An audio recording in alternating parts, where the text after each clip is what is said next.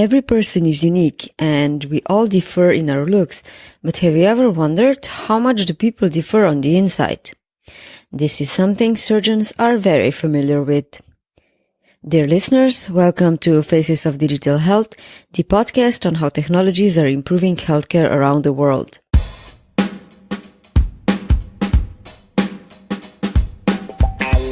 I am your host, Tjasa Zajc, and my guest today is Rafael Grossmann, well known in the digital health community as the VR surgeon. Rafael comes from Venezuela and has been practicing medicine for a few decades in the US by now. We talked about 3 topics. The first half an hour about the technological advancements in surgery, from minimally invasive surgery to robotic-assisted surgery, followed by some questions about Rafael's passions towards digital technologies, telemedicine and VR. And in the end, we touched upon the national crisis currently happening in Venezuela and its effects on healthcare. If you like the discussion, do leave a rating or a review in iTunes. Don't forget to subscribe to the podcast so you will be notified about the next episode automatically. I also included links to some of the older episodes of the podcast in the show notes, with speakers Rafael and I mentioned in the discussion: the VR surgeon Shafi Ahmed, digital thought leader John Nosta, and VR in medicine pioneers Walter Greenleaf and Albert Skip Rizzo. Enjoy the discussion.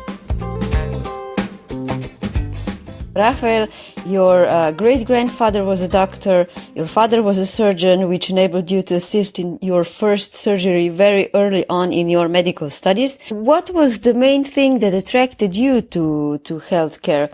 I sometimes feel that doctors have a very idealistic idea about helping people before they enroll in the studies, and hardly later on they realize how difficult the profession is, because it's a little bit unfriendly in the work conditions sense, the long working hours and stress and burned out symptoms and problems that have been more widely announced lately. So what were your expectations when you were thinking about what to study? I'm one of 8 kids, and I don't think I was directly encouraged to be a physician at any point. Indirectly, probably, I probably had a lot of clues and cues to follow the steps. But again, I'm one of 8, and I'm the only one who went into medicine. It was later on my youth, getting into high school, when I started thinking about it more and more. Or early high school, I would say. And I don't know why. I think that, the typical cliche people talk about, wanting to help people. And I do see myself as a person of service. I really like to help people. And I am also always interested in doing things with my hands, and I am very pragmatic in a way. So a number of things, I always like tools and technology, and so maybe that combination of interests and specialty per se. You mentioned, how difficult it is a career, and how sometimes what we thought of or dreamed of it did not become a reality, once we are there. And I've been, a physician for a few decades already, and nothing is perfect. And healthcare career is very difficult, and there's a lot of sacrifice, but there is much more rewards than sacrifices, and there's much more good than bad, I would say. That's very encouraging to hear. Before we continue to the topic of surgery and how the profession is changing, I have another question that a 5-year-old might ask. People differ a lot on the outside. What about on the inside? How different are we? You must know that as a surgeon. How different are organs with different people? Well, everyone has their pattern of order inside. Obviously, in general, people inside is very similar. The anatomy, at least grossly, what we can see with the bare eyes, is very similar. but at the same time, there are always differences and minute individual or singular characteristics that each person has. The surface of someone's liver, or the surface of someone's intestines, or the size, or the length, or we're very unique. Has anything ever surprised you in terms of anatomy during surgery? Yeah, of course. When you go there and when you've been doing surgery for so many years and seen so many different types of anatomy. Yeah, there've been times when you look and the normal anatomy of a particular patient is normal for that patient, but not for the rest of humanity. Someone has their organs flipped, on the other side, or someone has a very large, let's say, a spleen, or a very large liver, or pattern that is different to what you're accustomed to see. Sometimes there are even more radical differences, when you have people who might be externally, let's say, looking like a male person, and inside they have some female organs, or patients who have sometimes tumors inside that are residual embryonic remnants of so you might see a little skeleton inside someone's cyst in the pelvis or something. There's always surprises. Do you share that with the patients if you notice any anomalies, such as you mentioned that you're basically operating on a male and then you see the female characteristics in the organs? Oh no! Of course, you share anything with the patient, anything and everything. It's the patient's is the patient's body, and it's the patient's self. So we have no right to not share any information that we find with the patient. It's their own. It's like their own data. It's their own body. So, and we also have the responsibility to obviously protect that information. It's just for the patient and for no one else. It's for the patient to keep and to share for their thinking. We mentioned that the profession is difficult in many aspects. So, how does your everyday look like? How different are the patients that you treat, and what was the longest shift that you went through? Surgeons are known for long working hours because you never know how long a surgery is going to last. Starting with the second part of the question, I think the longest shift I don't even remember. But during training, you work very, very long shifts. That has changed somewhat in the last few. Maybe several years. When I trained in the 90s, you were done when you were done, and sometimes you were at the hospital for 2-3 days, and so the shift can be really, really beyond 24 or 48 hours sometimes, and sometimes the operations can go for hours and hours, and 10, 15 hours.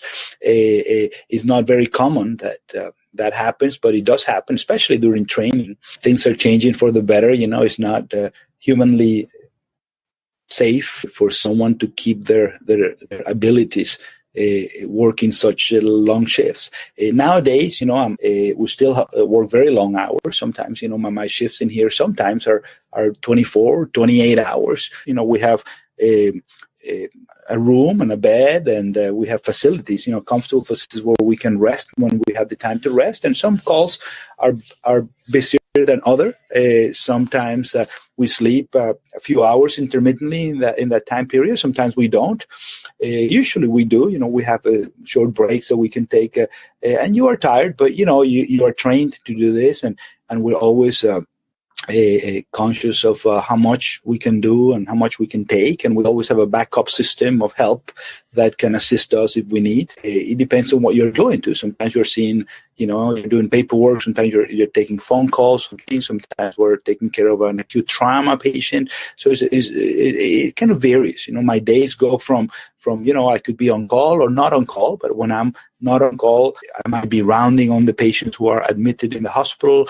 I might be in the operating room doing elective cases. I might be in the ICU caring for my own critical care patients that we care for. I'm a general surgeon, and my team takes care of all the trauma and mostly all the emergent surgical cases that come to this hospital, but also about a third or maybe sometimes a half of what we do is elective surgery, is non-emergency surgery. So it's planned surgery. We see patients in clinic, in the office, and they come with a problem, and we plan to do the surgery. Let's say we do a colon resection, a resection of the bowel, or we do a hernia, or we do, things that are not emergent or urgent to do. And, we plan to do those operations. And I do surgery in the sort of traditionally thought as a old-fashioned way, open surgery with bigger incisions. And I also do smaller incisions, what we call the minimally invasive surgery, from doing them with the laparoscope, which are small openings in the abdominal wall, and we put very thin instruments and a thin camera through it to do the operation.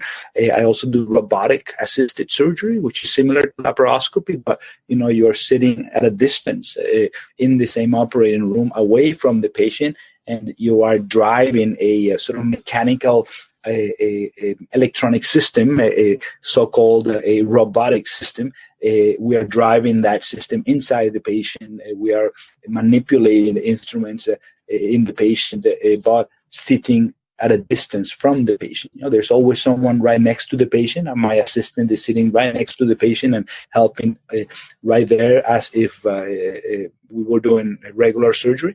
But the actual surgeon, in this case myself or one of my partners, we are sitting in a console, almost like a video game console, away a few feet or a couple of yards from the patient. Last year, a documentary came out on Netflix about the medical device technology, and the Da Vinci robots, which are used for robot-assisted surgery, got a lot of negative publicity because supposedly there's no real guidelines on how long the training is supposed to be before doctors use them on patients, and it turned out that some doctors actually used them on patients too quickly, which brought unwanted complications.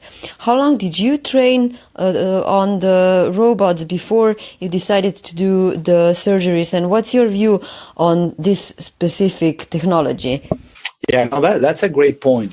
Like any innovative element, you have to really learn to integrate that into the regular practice, and to do that you need to integrate that into the regular training. And there's always this paradox of how do you train the surgeons of today. How do you train them in the old ways of surgery, with open surgery and larger incisions, and how do you train them with the latest techniques that are less invasive, and they have a number of benefits in the same amount of time? How do you do that training? 5 years of surgery to learn everything that I learned, and then plus whatever has happened in the last 25 years, so that you can be competent in both ends of the spectrum. So particularly my surgical training was from 94 to 2001. And when I was training, robotic surgery was not even a specialty. We didn't have any robotic capabilities. The robots were being developed back then. This is something that comes from the military. But in any case, laparoscopy was barely beginning to be used clinically in the late 80s to early 90s, and I did train with laparoscopic techniques, and I was sort of I had the benefit of being trained very traditionally in open techniques, but also the two last thirds of my training in laparoscopic techniques, and you're always training, you're always learning, there are always new tools, there are always modifications to the older tools, and that's what happened with robotic surgery. When I graduated as a surgeon, I had the opportunity to do a short fellowship in minimally invasive surgery, and there I was exposed on the techniques of robotic surgery. This was a short fellowship that lasted about 4 to 5 weeks, 6 weeks, and it was mostly learning very advanced techniques in laparoscopy, but not operating on patients.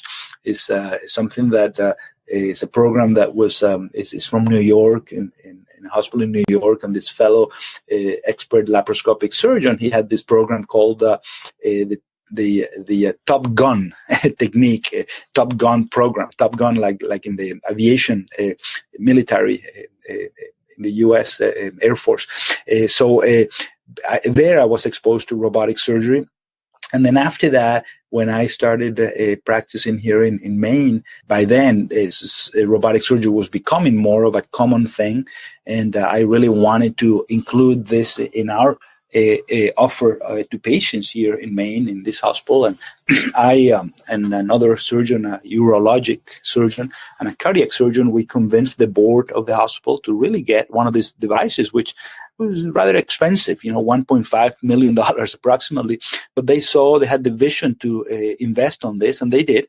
And then I went through a training program, which included something that is required by the company, and to familiarize yourself with the device.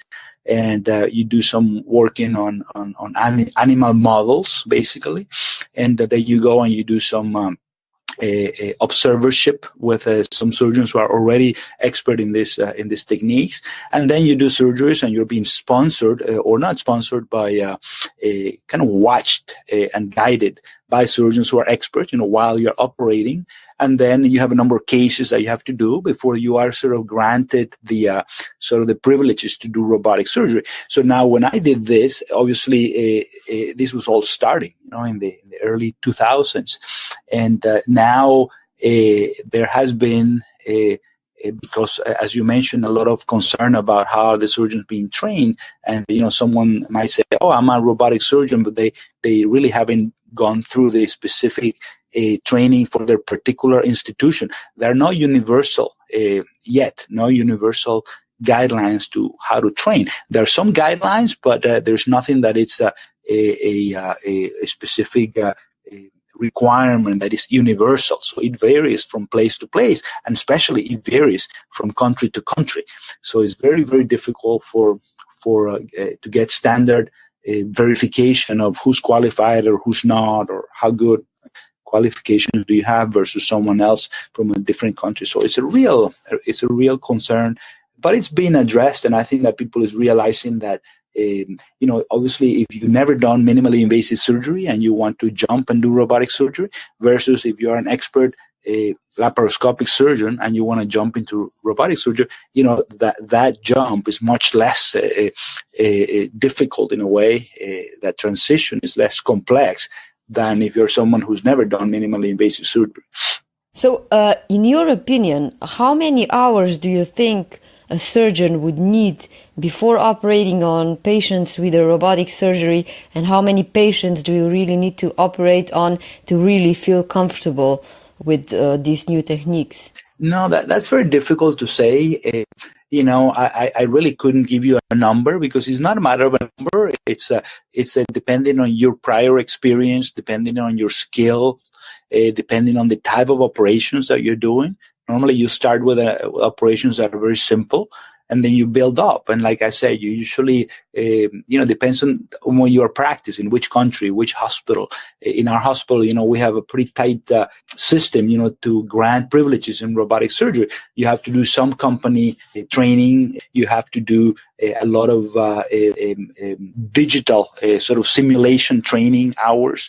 You have to complete a number of modules. You have to then watched a number of surgeries, then you are being watched while you do a number of surgeries, and then finally you get your privileges to operate alone. It really depends. And like I said, someone who has never done minimally invasive surgery versus someone who has done, hundreds and hundreds of cases in minimally invasive surgery might take a much longer time.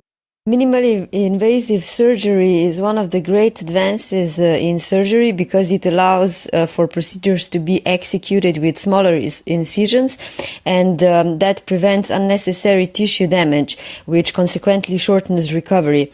To which extent do you think surgery can be optimized even more?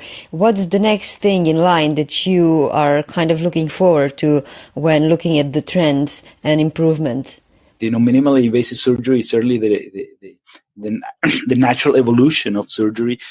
I think that in regards to the surgery itself, lesser incisions and lesser tissue trauma is the trend that we should always expect, from doing laparoscopic surgery with many little incisions to doing laparoscopic surgery with fewer incisions to doing laparoscopic surgery with just one incision to doing endoscopic surgery with no incisions, where we go through the organs, for example, to operate. There's something called NOTES, NOTES, with this natural orifice, transendoscopic surgery.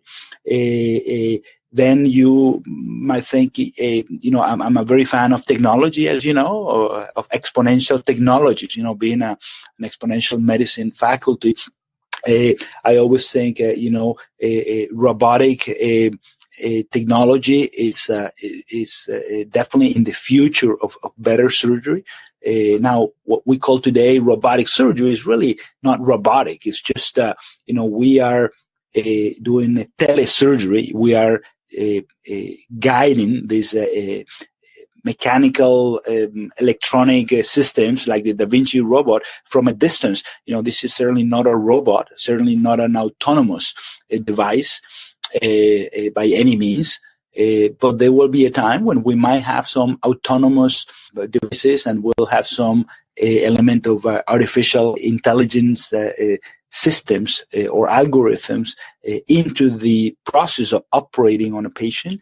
And then, I think that nanotechnology is something that is certainly in the future, very, very, very, very near future, where we would have nano devices maybe performing some type of surgical procedures, biopsies or delivering medications or taking samples of tissue, for example.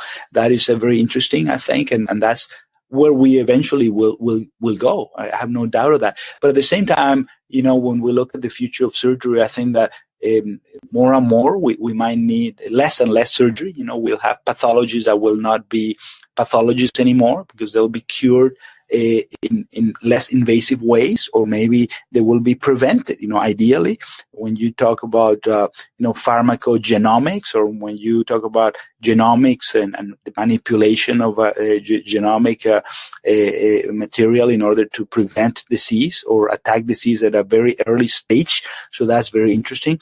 And also in the sense of how do you everything that happens around surgery, pain control, anxiety control, the evolution of anesthesia, how we rely on drugs very heavily, to avoid pain or to prevent pain from happening or to treat pain. There are technologies like virtual reality, virtual and augmented and mixed reality, especially virtual reality being used today successfully in the clinical setting to treat pain, to treat anxiety. And there are very good studies that show that virtual reality decreases the use of drugs in that peri-operative period. Very interesting stuff that is happening. Yeah, virtual reality has implications that are surprisingly effective in the clinical sense. I had two interesting interviews on VR last year with Walter Greenleaf from Stanford and Albert Skip-Rizzo, and mostly they talked about the use for PTSD and symptoms like that, but also very interesting use cases where they prepared children before surgeries with VR, so they decreased anxiety, as you said. Absolutely. They are figures very well renowned. There are many other names. You have Brennan Spiegel at Cedars-Sinai, who's one of the pioneers on VR therapeutics. You have, people like Diane Doris, also in Europe. I mean, there's a lot of people reading. VR today is really one of those areas that is exploding in a sense, in order to with the possibilities of not just the potential, but they actually use in therapy for patients. We'll come to VR and AR in just a second. I just have one more question regarding the surgery and the technologies for the procedures. a recent Medscape report reported a little bit about the skepticism about using the Da Vinci robots for mastectomy. And the reason for the skepticism was that, for example, in minimal invasive surgery, in some cases, a small incision is not big enough for the size of the tissue that needs to be removed. So from that perspective, I'm kind of wondering, where do you see the limits of the procedures that are becoming less invasive? To which extent will we just have to stay with more invasive approaches? You know, every technology, every tool we get, we need to use it with a sense of responsibility. And sometimes, you know, the joy of new technology, indirect or sometimes direct stimulus by the market and by the system where you work, or the employer, or the actual individual, or even the patient, you get led in the wrong direction. I think that, you know, there are many tools to do the job, and robotic surgery, it's a technique that uses tools that are appropriate for certain instances. You know, you see people doing very, very small surgical procedures, you know, that you could do, you know, in minutes, with very minimal cost and very minimal complication and very good outcomes. And can you do that with a robotic device? Well, you can, but is it justified? You know, do you have benefits? Are the advantages in every sense? You know, at the patient level, at the system level, the financial level, the societal level, are the advantages is so high that you should do it that way or not? You could certainly do a mastectomy robotically. Is it worth? Are there certain types of mastectomies or procedures in the breast that might benefit from a minimally invasive technique? Yes, absolutely. I'm not a breast surgeon, you know, subspecialized in breast surgery. I've never done a robotic breast procedure. I just limited myself to abdominal surgery in the case of robotic surgery. But even in the abdomen, you know, some people do very small hernias, for example, with a robotic device. Is that justified? I also do advanced laparoscopic surgery, so I tend to, for general surgery, for the abdomen itself, I still feel, you know, there are many things that we do with the robotic devices. You know, not me, because I really feel very strongly about only using the tools that I need in order to get a better result than if I use other tools like laparoscopic surgery, for example. I think that many of the things that we do in the abdomen for general surgery speaking, we can do as good and cheaper with the same benefits for the patient and for the system and for society and cost-wise with laparoscopic techniques than with robotic techniques.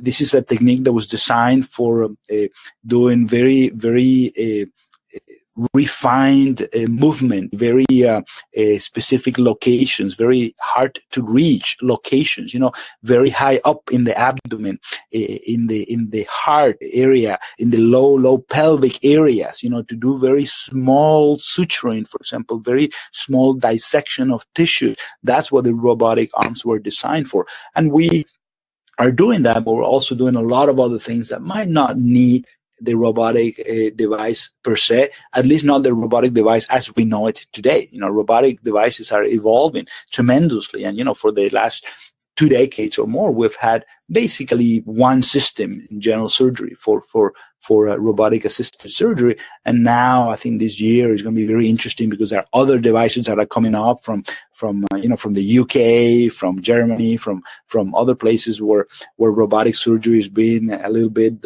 democratized. You know, we talk about that opening the access to robotic surgery just because the design of the devices is different and also because of the cost is much more accessible. Yeah, not everything is for everything, and as the technology and as the industry is progressing, we're hardly discovering what the meaningful use cases are in the first place. It's kind of similar as with the pharma industry, where a lot of drugs are being repurposed. So there's a huge investigation area on if the existing medications could be used for any other indications that they originally have. So now we're finally getting to your field of AR and VR, which is something that you're most known for in the public. So most people know you by your passion for VR and AR. You're known as the Google Glass surgeon. Could you tell me a little bit on how your first live transmission of the surgery looked like? How did you decide for it? How did you prepare for it? Were you nervous? Yes, as you say, most of people relate me to Google Glass and head-mounted displays and VR and AR and lately, Magic Leap and spatial computer. I've always been interested in technology. Telemedicine was one of my first passions, using technology in a smart way to connect and communicate better, to improve healthcare, to improve surgical access. There's a lot of deficit in regards to the access to surgical care in the world.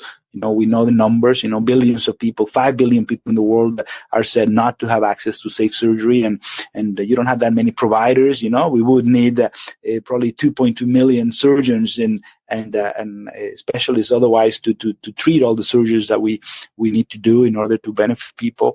And we can't produce that. And, technology, if we use it smartly, can help us train those people, but also could open up access to the few experts out there to be available to the rest of the world. So so telemedicine is certainly one of those tools. And then I did a TEDx talk on the use of mobile and using an iPod Touch, in 2010 when the iPhone 4 came out with FaceTime, and immediately thought, wow, this can revolutionize the way we talk and communicate and connect, having video calls in a mobile fashion from our smartphones. So we started doing that, and we used the iPod Touch in order to set up a network of telehealth clinics or telehealth encounters, from ER to ER using an iPod Touch. And that was my first TEDx talk. And then I saw the potential of using TEDx as a platform to the potential to preach technology, to use technology in a smart way. So, and then I went to Future Med, which is what's called now Exponential Medicine, is a little different format, part of Singularity University. And I, as you know, became years later a faculty for exponential medicine. But my first encounter with Singularity University, I saw one of the speakers was Babak Parviz, who was one of the inventors of Google Glass. And once again, when I saw that Google Glass in action, live in front of all of us, about 80 people at the NASA research facility there in Silicon Valley, I said, wow, I had the same experience that when I saw FaceTime for the first time. I said, well, this can really revolutionize the way we connect and we communicate. So a few months later, I got a device, and then I thought, how do I improve how I teach? And would it be possible to just, instead of my students being all hunched behind me or trying to see what I'm doing in the operating room, which is already very crowded, could I have them sitting comfortably and looking at the surgery, not from the perspective of a camera situated elsewhere in the room, in the operating room, but from the perspective of my eyes, with the Google Glass. So I did so. I got permission from the patient and the family and the team, and I basically streamed the surgery from my perspective, from the perspective of my right eye. And I was live streaming audio and video to a couple of students sitting nearby at a distance, and they were able to see the operation like they had never seen it before. They were seeing it from inside my head almost, and they were answering questions and asking questions. So really augmented the way they learn. And for me to do the surgery, I didn't do anything different in regards to surgery other than putting the Google Glass on. but I didn't have to really even think about that. It was just a matter of using that technology in a clever way, I guess, to connect me better with my students so that they could have a better learning experience. And then I wrote a little post on that, and my friend John Nosta from Nosta Labs asked me if he could write a story for Forbes, which is he's a writer for Forbes, and he did, and that went viral. And then the rest is a little bit of history, because people really took a lot of interest in that encounter, and the first time ever in the world in history that Google Glass had been used to live stream an operation. And then from then, it's just all history. I really think Google Glass was really the first step in regards to how to use head-mounted displays in a clever fashion to improve not how we do surgery so much, but how we teach surgery, how we enable surgery to be learned in an easier, in a better way, in a more efficacious way, efficient way. I always talk about Google Glass being like the Model T of automobiles. It's not dead. It was just the first step. And Google Glass is still active in many industries, but especially in healthcare, to connect. It's a marvelous design, and it's still being used. The companies like Augmetics are using Google Glass platform in order to do a digital scribe to improve how we do clinics, how we connect with the electronic medical record and improve the patient experience. And there are other devices much more powerful in a way. You have Vuzix, that it's really like Google Glass on steroids a little bit. But then we evolved to better and better computers in our heads, So do you still use Google Glass? Oh, absolutely. Yeah. I don't use it in the clinical setting, but I use it in simulation and in training and education all the time. And every time I give a talk, because as you know, I do keynotes, speeches all over the world. I always bring my Google Glass and give little demos and compare the Google Glass to something as powerful as the Vuzix, for example, or now the VR or AR devices like HoloLens or Magic Leap, which is the latest step in the evolution of mixed reality devices.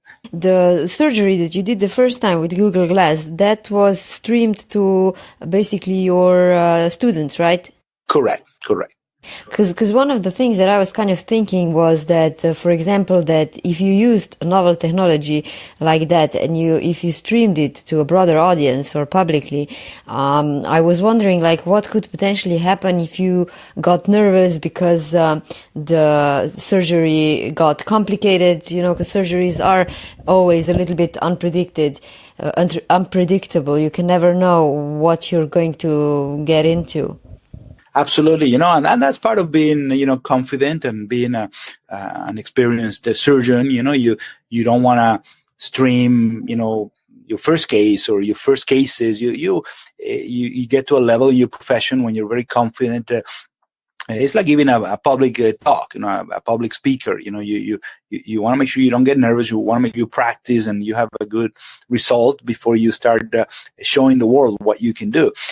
Also, you got to keep in mind, every country, every hospital, in a way, have their own regulation in regards to protecting patients' privacy, and you got to be mindful of that, and you got to be respectful, obviously, of who can watch the surgery or who can access the surgery streaming, and make sure that the patient is agreeable to that. Some countries are more difficult. In the U.S., it's very difficult, to get a permission in a way to perform that sort of live streaming of surgeries. It's not very common that we do it because the HIPAA rules, the regulations regarding patients' privacy are very strict, and they go from hospital to hospital in a way.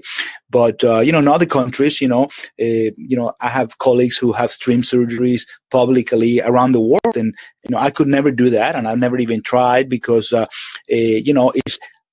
once I had the first idea of using Google Glass to stream operation to one person or to a million people, I think it's a matter of the concept is there. So I thought I had the idea of doing it, and I kind of proved the point.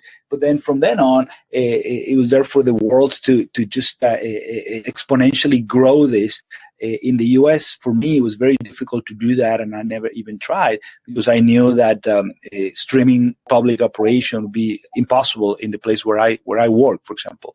In other countries, it's much easier, and you see how the experiences with head-mounted displays, streaming live surgery, have really exploded, and you have many colleagues out there, all over the world. But the name of my good friend and brother, Shafi Ahmed, he's done incredible things in regards to applying the same principle, but in a different setting. And, he has streamed surgeries to hundreds of thousands of people. And that is, incredible. And again, it's showing the potential of technology to open up how we learn and how we teach by the use of technology. We mentioned quite a few technologies, so Google Glass, VR, AR, Magic Leap. Can you explain a little bit how you see the evolution of all these and their different purposes and usability? So how do they differ, just so we understand a little bit more on what are the differences? Yeah, I think Google Glass was certainly the first sort of publicly available device. Very simple in design, very clever in design, a marvel of design, if you ask me. And I don't think that one device substitutes the other. They just keep evolving and getting better. You have a device like View6, for example, which is a computer in your head. It's like a computer and a smartphone, similar to Google Glass, but with many more features that make it sort of an evolved Google Glass. But then you have devices like Oculus or HTC, which are devices created for entertainment, but you can use them for learning and for teaching. You have devices then like HoloLens, for example, which is the first augmented reality holographic head-mounted displays, which is a computer in itself, and it was probably one of the first, or I think the first, commercially available a device for what we call spatial computing, computing in the space by gestures, not limited to a hard surface, not limited to a 2D screen, but you are having your desktop in different spaces around you. So HoloLens was the first successful, I guess, publicly available device for that. And then that evolves in a way to a newer device, which is the Magic Leap, which I've been very involved with for a few months, which is similar. It's like an evolution of the HoloLens in a way. It has many features that are maybe improved compared to HoloLens. Like what? Well, for example, the design, the form of the device, the weight of the device. For me as a user, how I see the images in the Magic Leap are in a way more crisp and more integrated with the real surfaces that I am seeing through the glass of the device than they are with the HoloLens. The HoloLens, it gives you incredible rendering of holograms, of 3D floating structures. But I find the Magic Leap is almost a step forward in regards to what we call mixed reality, how we integrate the digital renderings with the actual physical, not virtual world. Is it too simplified to say that the resolution is better and kind of the simulation? Yeah, for what I've seen as a user, and again, the numbers, I couldn't, I don't recall the specific technical numbers, but I would say for what I've seen in the different applications that I've been exploring and that I've been working with different people doing applications, the resolution of the images and the blending of those images with the real world are, for me, better than with the HoloLens. But also it's lighter. It's a device that is easier to wear for longer periods of time and experiment and play with. In your experience, how long does it take to get used to using these technologies in practice? Because the first experience with the augmented reality is a little bit unusual. You're seeing things that are not there. So that's it can be confusing if you're not used to it. Yeah, no, again, it depends on the person a lot, how your vision is, how old you are. I think that older people sometimes, probably because of their sights, the vision changes are a little bit slower, but it's just a matter of usually minutes. I have not seen anyone who won't get it after a few explanations in one sitting. If someone has the glasses, sometimes it's hard to integrate the device into their sight with the glasses on or without the glasses. But it's really something that most people get very quickly within minutes. I bring them to my talks, and we do a lot of hands-on demonstrations and smaller sessions, other than the big keynote speeches, and people within minutes are there immediately seeing it. That's another feature of Magic Leap that I like. It's much easier to get adjusted to it and to manipulate the menus in a way in Magic Leap than it is in HoloLens. HoloLens takes a little bit longer there are certain gesture commands that are standard, that are a little bit slower for most people to get and to be able to manipulate and go to the step by using gestures than with the Magic Leap. You mentioned before that when you began exploring the practical use of digital technologies for healthcare improvement, one of the use cases was using the iPod Touch to extend the trauma center services.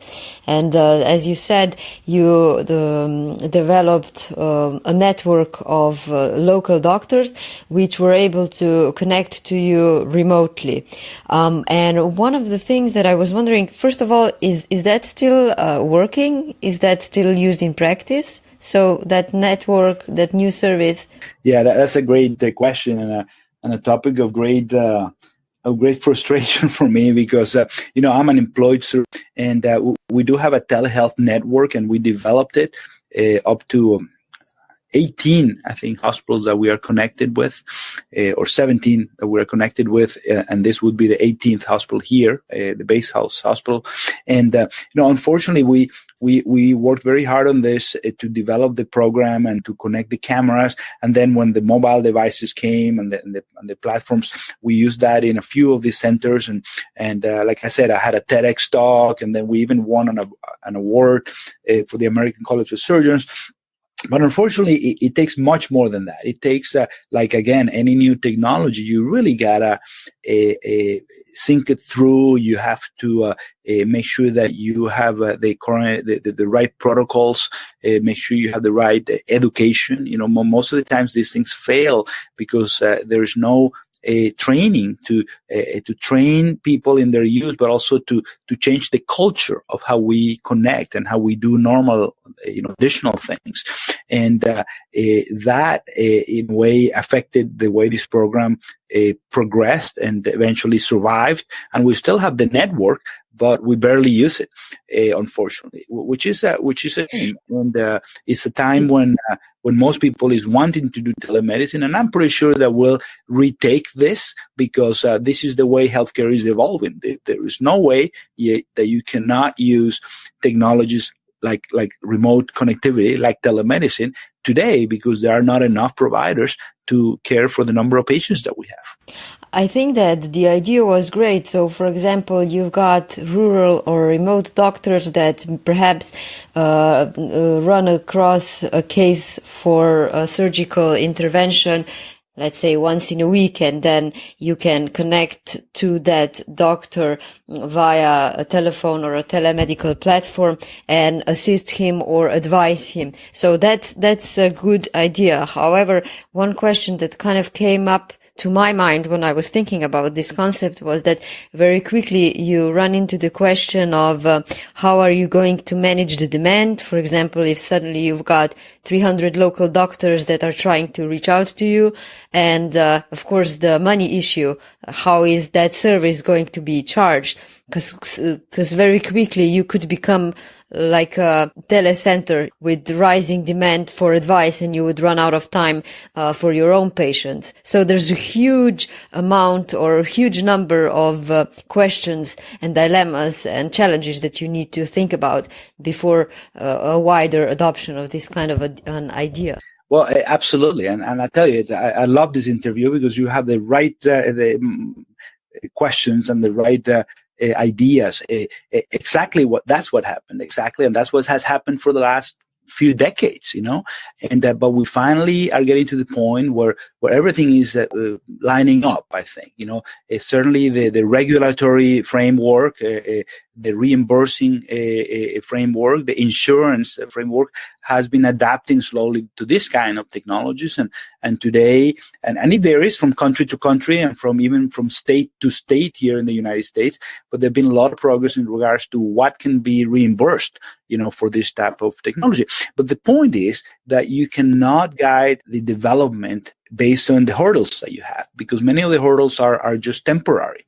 Most of them are temporary, cost, availability, connectivity, speeds, infrastructure, regulation, all that is temporary. That will improve. And if the technology really indeed is going to improve the way we connect and communicate and the better and provide better healthcare, then it's going to be eventually successful. So what's happening is that, yes, you think about how you're going to deal with it, but it's the same way that a telephone, I hate calling it telemedicine because it's not telemedicine. It is just medicine. You can call me on the iPod Touch or on the screen or on the telephone, or you cannot call me at all. Or you can send me a letter or a telegram.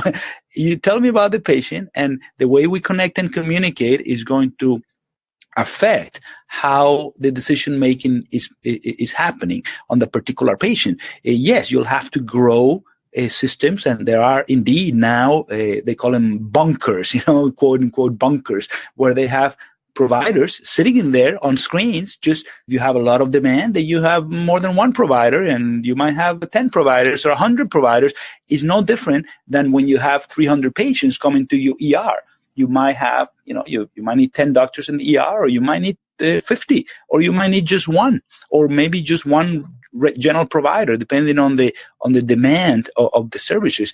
But the point is that if we use the technology smartly, if you can connect with me by video, and I can, let's say, prevent that patient from traveling 200 miles to see me, even if I'm not charged. Even if I don't charge or don't bill, or my system, my hospital, I don't bill because I'm employed, but someone will eventually bill services. But even if we don't do that, in the greater picture, we are saving that patient from driving 2 to 4 hours, from missing a day of work or day of school, or spending gas, or not being able to pick up the kid in school, or, in the greater picture, someone is saving money and someone is saving time, and we're not wasting resources, because then instead of me seeing this patient here now at the hospital, a patient I didn't need to see, I prevented that, and then maybe I get to be free to treat another patient who really needs me to see that patient. And the same way, maybe the patient has a need that surpasses what I can offer here. Maybe that patient needs to bypass me and go to a major center where they only do that particular type of evaluation or treatment, So it's about optimizing how we connect and communicate. We certainly have exciting times ahead, and one of the things that I find interesting is how important it is for society to develop as well before the adoption of technologies. There are use cases when technologies were already developed, but it seemed that the society wasn't really ready to use them yet. They were before its time. That's what Shafi Ahmed said in the interview for this podcast about Google Glass. And it's kind of like the same with FaceTime. When FaceTime came out, it was simply too revolutionary to be used widely. It wasn't adopted highly. But now we have a ton of apps that enable video conferencing, and they're used. Yeah, absolutely. And that's exactly right. And again, there's a time for everything and a place for everything, certainly. But I think that we are living times where technology is going so fast, so exponential, as we like to say at Exponential Medicine, that we sometimes don't know how to deal with the progress that we have, with the tools that we have. And that's why I'm always very emphatic in saying it is about the use of technology in a smart way, clever way. Most of these technologies were created for play, for gaming, for entertainment. But then potentially, if you use them rightly, you can save a life, or you can, improve a life. So, or you can teach someone to improve a life or save a life. And again, the technology is out there and will be always there and will always be better. It's up to us to become a little bit of dreamers and thinking outside of the box and being true innovators to really disrupt the traditional ways of how we do things. Disrupt, but creatively disrupt, like Eric Topol says, creatively disrupting systems that are outdated and that need to be changed, because nowadays the way it is, healthcare and medical education are in very, very poor state. All over the world, but even if you compare the U.S. to other industrialized countries, we are very far behind. And even if you compare the best patients with the best healthcare, the best countries with the best healthcare systems in the world, they're still behind. If you look to the technology that we have available and how much better they could be if they use these technologies in a smart way, again, to connect and communicate better with providers, with patients, with relatives, is a very, very, for me, it's just a fascinating topic.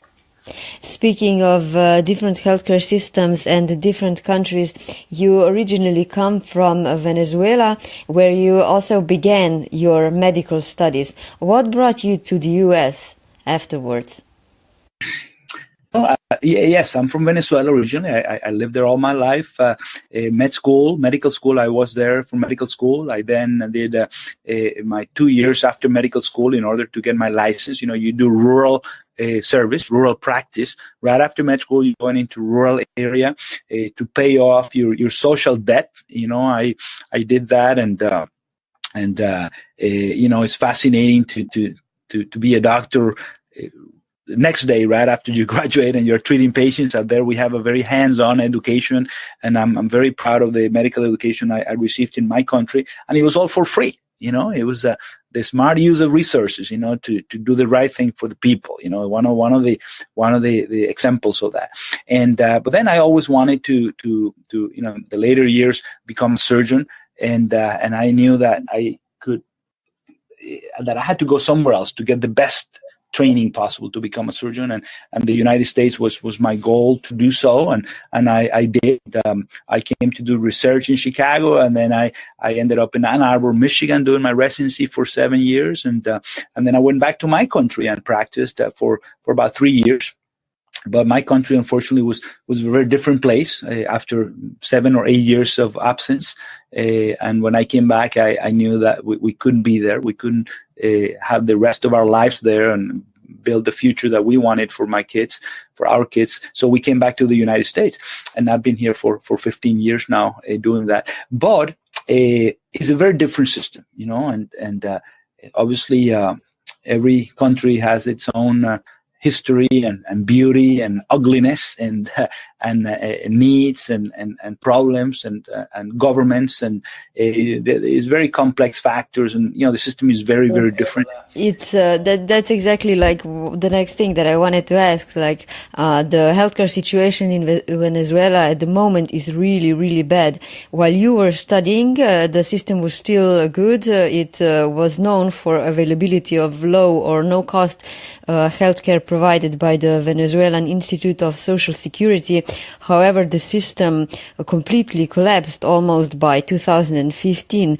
And at the moment, even the Center for the Disease Control in the US recommends the travelers to avoid all non-essential travel to Venezuela due to the breakdown of the medical infrastructure in Venezuela, because there's shortages of water, electricity, medical supplies.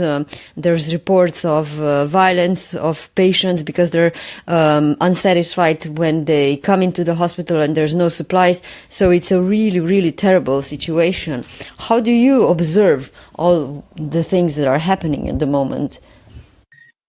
Well, with a great degree of sadness and worry, because my whole family is there and my wife's family is there, and I'm an observer, but I'm a very active observer because I follow the news, and I connect with my family thanks to technology, with video and audio every time we can, and it's just a very hard situation to watch, because I grew up in a marvelous country, like any country, nowhere is perfect, but it was very, very good place to live a life, and it was proved that way after many decades of democracy. And there was problems, and but there was a very wide, very developed middle class, with some obviously corruption problems, many people who didn't have access to benefits, many people who had a lot of benefits. There were always extremes, but it was a place where the middle class and the services, and despite corruption and other problems, the wealth was such that and there was some progress and some good thinking to develop services like free education, like free healthcare, like infrastructure, tourism, et cetera, and suddenly that in the last 20 years basically collapsed, given the bad decisions and some leaders. And now it's not that we have bad healthcare now. That our country is not what you could call a country anymore. Completely dysfunctional in every aspect of normal civilized life that you can think of. Every banking, food supply, water, electricity, healthcare. There is no normalcy in Venezuela at this time. It's to the level of, or even worse than a country in deeper war, because there is not a very specific cost to it. It's not like it's violence and war, and you can explain everything because of the war. It's just a very, very complex situation, but to a level where it's humanitarianly shameful. Are you in contact with any of your colleagues from the medical school, like to get their perspective as well? Because I was one of the things that happened in February was even that the United States tried to send some humanitarian aid and medical supplies to Venezuela via the Colombian border, but the president said that this was the ploy to humiliate the country, so the aid actually didn't reach the country. So it's bad. Oh yeah, no, it's an ongoing problem as we speak, and yes, I do have. I'm in contact with colleagues of mine who are in or outside of the country, and it's a situation that is very, very there and problematic, because you have in one side of the river tons of supplies, and on the other side of the river military who are not preventing those supplies for political reasons, to help people who are really literally dying of hunger, of this, and it's a very shameful situation, unfortunately. It's a terrible topic to end the discussion with, so I'm probably going to kind of edit this so this goes somewhere in the middle of a discussion, and I'm gonna end this with a question on what are you currently most excited about in the technological sense in digital health? You mentioned Magical Leap. Is there anything else that you could add that you are exploring heavily? Going back to the other topic so that you can sort of end it in a good note, I think that the problems that Venezuela, for example, is having today and representing, to my view and to many people's views, that the lowest that you can be in regards to a society, a development of a society in the year 2019 in the planet, on planet Earth. I think that it's an example of how bad decisions give you bad consequences, and I think that we have the tools today to recover from. Venezuela is a very special place because they have a lot of natural resources and human resources in or outside of the country. For the human resources, because many people have left, have migrated. But if we use technology in a smart way to accelerate how that situation can revert, using telemedicine or telecommunications, teleconferencing, using remote tools to educate people, to treat people, I think it's a perfect setting, to let them gain access to the wealth of knowledge, the wealth of resources that humanity has outside of Venezuela. It's a perfect example, to utilize those tools that we've been speaking about. Do you know, are there any active initiatives in this direction? Absolutely, and there have been a few for a few years fighting the system, especially telemedicine. There are telemedicine initiatives to treat the underserved populations within Venezuela, which is a fallacy because the whole country is underserved today. But there is a very solid programs and infrastructure in theory that could be deployed very easily. There are a lot of people in Venezuela, especially at the University or Central University of Venezuela, where I train, which are still there, and they're fighting the system, and they're creating content, educational content to be transmitted by radio, by TV, to teach people about basic healthcare prevention or treatment. So there is a lot of potential to use technology and revert this grave problem. So Shafi Ahmed is going to tackle the Bolivian healthcare system. Maybe Venezuela can be your field for broader innovation and improvement. Absolutely. I don't even want to limit myself to Venezuela. I see myself, I'm a proud Venezuelan, but I'm also a citizen of the world. I want to say that I think that we should have no borders. We should just have one. We're all on the same planet. That's my country. To wrap up, besides Magic Leap, what else are you excited about in digital health? What else are you actively exploring at the moment? The thing that I'm spending more time is spatial computing. Devices like Magic Leap and HoloLens, especially Magic Leap. I'm very excited about artificial intelligence and deep learning algorithms, how they can integrate into mixed reality, how they can integrate, when we think about, avatars or chatbot avatars that are in a way, quote unquote, intelligent, and they can guide us. I think that's another way to improve on the gap between offer and demand of healthcare services and education. You could have digital renderings of humans that are somewhat smart to keep a conversation and to guide a patient in regards to healthcare advice or recommendations. I think that's a field that is going to explode very, very, very soon, using AI and deep learning systems to improve healthcare decisions, improve the way we tackle healthcare, specialties like dermatology or pathology or radiology that are really going to evolve, and they are already evolving quickly and in a way being morphed into something different because of how much better AI systems can do certain tasks within those specialties. I think that's a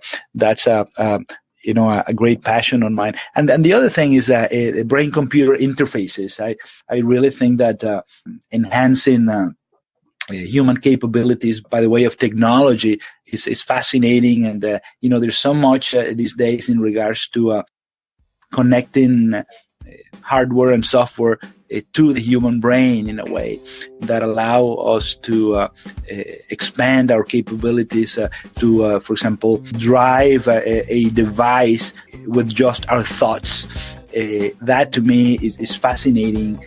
Being a surgeon, I'm always into touchless or wireless, and what better than mind-controlled devices than that? So that's something that I've been also very interested in the last couple of years. This was the 32nd episode of Faces of Digital Health.